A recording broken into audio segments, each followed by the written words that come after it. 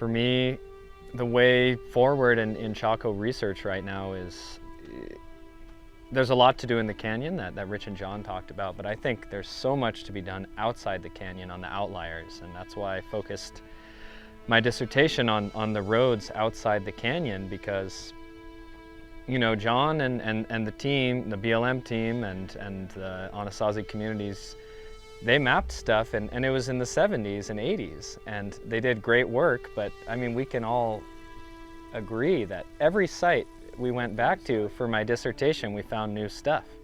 We found new shrines, new roads, new heraduras, and that's not to knock the work they did. It's just, it's a different, it's a new world. I mean, we have LiDAR, we have drones, we have GPS, for God's sake. I mean, the fact these guys were out there trying to map roads without a GPS unit, where you can see a swale every like half mile maybe, it's truly, it's really impressive. But I think, well, there's a lot more to be told in the configuration of the architecture, the configurations of the roads. My other big passion, it doesn't really require much funding, but is to bring human beings back to Chaco. And like, okay, well, it's a road, so what's on the road? What's it pointing at?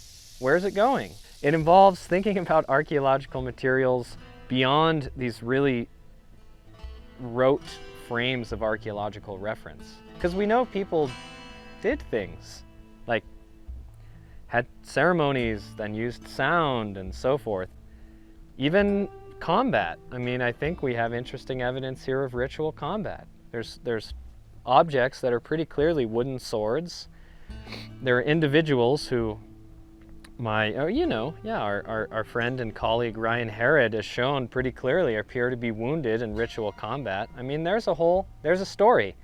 And it's not a ethnographic, maybe ethnographic Pueblos had combat, I don't know. But it's a story of things humans do that, again, sort of brings some practice into Chaco.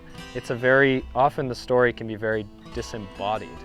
Here we've been researching Chaco Canyon for over 100 years and, paying people thousands of dollars to talk about really theoretical 1960s, 70s anthropological constructs about social structure, where there are published, accessible oral histories with rich detail about what was happening at Chaco from, Diné history.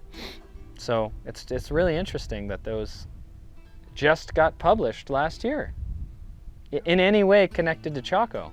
And that also has to do with the bias in which it's stated that Navajo people are not connected to Chaco, that they were latecomers to the Southwest.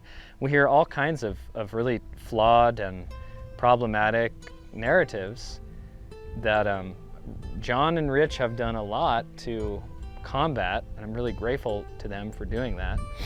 But so I agree that would be a great step forward. My grandma, when she escaped from Fort Sumner, she saw the mountains and she made a song about mountains, the 4 sacred mountains. And the song is pretty much saying how beautiful you are to see. I'm back home.